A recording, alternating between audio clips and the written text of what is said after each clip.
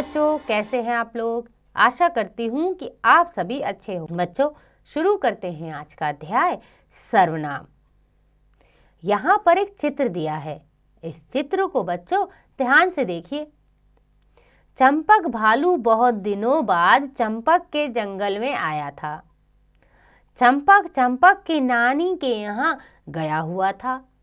चंपक को जंगल में काफी बदलाव दिखाई दे रहे थे। तो बच्चों, ऊपर दिए गए वाक्यों में चंपक नाम संज्ञा शब्द का प्रयोग बार बार करने से वाक्य अटपटे लग रहे हैं, यानी अजीब लग रहे हैं।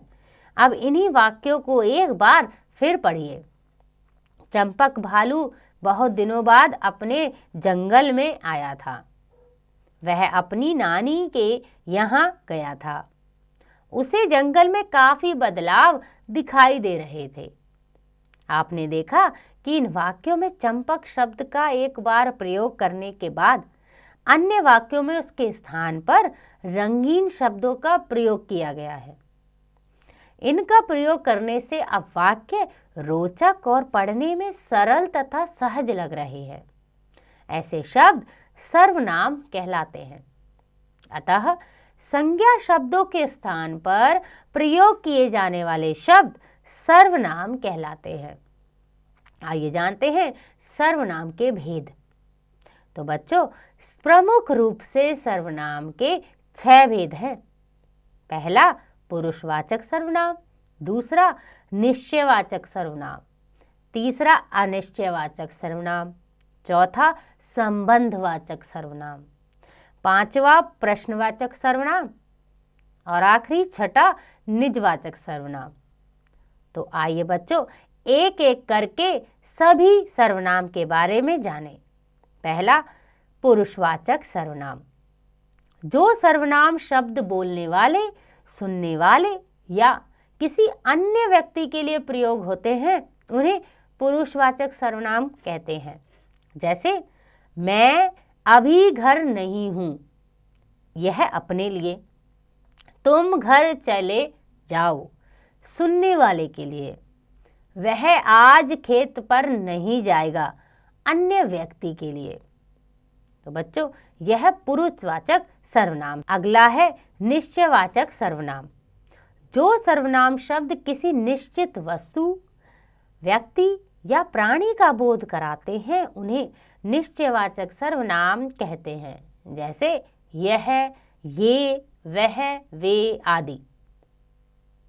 यह मेरा घर है, वह एक डॉक्टर है। तो यहाँ पर सर्वनाम शब्द किसी निश्चय यानी कि निश्चित वस्तु, निश्चित व्यक्ति के बारे में बता रहे हैं। इन्हें हम निश्चयवाचक सर्वनाम कहेंगे। अगला है अनिश्चयवाचक सर्वनाम। जो सर्वनाम शब्द किसी निश्चित वस्तु, व्यक्ति या प्राणी का बोध नहीं कराते हैं, उन्हें अनिश्चयवाचक सर्वनाम कहते हैं। जैसे कोई, कुछ, किसी आदि। यहाँ कोई नहीं है, इस घर में कुछ है। इसे भी समझें। यह और ये पास की वस्तु या व्यक्ति की ओर संकेत करते हैं। वह और वे दूर की वस्तु या व्यक्ति की ओर संकेत करते हैं। चौथा है संबंधवाचक सर्वनाम। दो बातों से संबंध जोड़ने वाले सर्वनाम शब्द संबंधवाचक सर्वनाम कहलाते हैं। जैसे जो सो, जैसा वैसा, जिसकी उसकी आदि। उदाहरण है जैसा बोओगे वैसा काटोगे, जो किया है वो तो भुगतना पड़ेगा। तो यहाँ पर दो बातों में संबंध है, इसे कहेंगे संबंधवाचक सर्वनाम। प्रश्नवाचक सर्वनाम। जिस सर्वनामों का प्रयोग प्रश्न पूछने के लिए किया जाता है, उन्हें प्रश्नवाचक सर्वनाम कहते हैं। जैसे कौन, क्या, किसने, किसको आदि। तो जब हम प्रश्न करते हैं तो वहां पर प्रश्न पूछने के लिए कुछ सर्वनामों का प्रयोग करते हैं। जैसे आपको क्या काम है, इस घर में कौन है। आखिरी है निजवाचक सर्वनाम। जिन सर्वनामों का प्रयोग कर्ता स्वयं के लिए अपने आप करता है उन्हें निजवाचक सर्वनाम कहते हैं, जैसे स्वयं, अपने आप, खुद आदि। यह काम मैं स्वयं कर लूंगा, वह अपने आप यहाँ आ जाएगा। तो बच्चों, यह थे सर्वनाम के भेद। इसे भी समझें। सर्वनाम शब्द पुल्लिंग और स्त्रीलिंग में एक समान रहते हैं, जैसे वह अपने घर चला गया, पुल्लिंग, वह अपने घर चली गई, स्त्रीलिंग।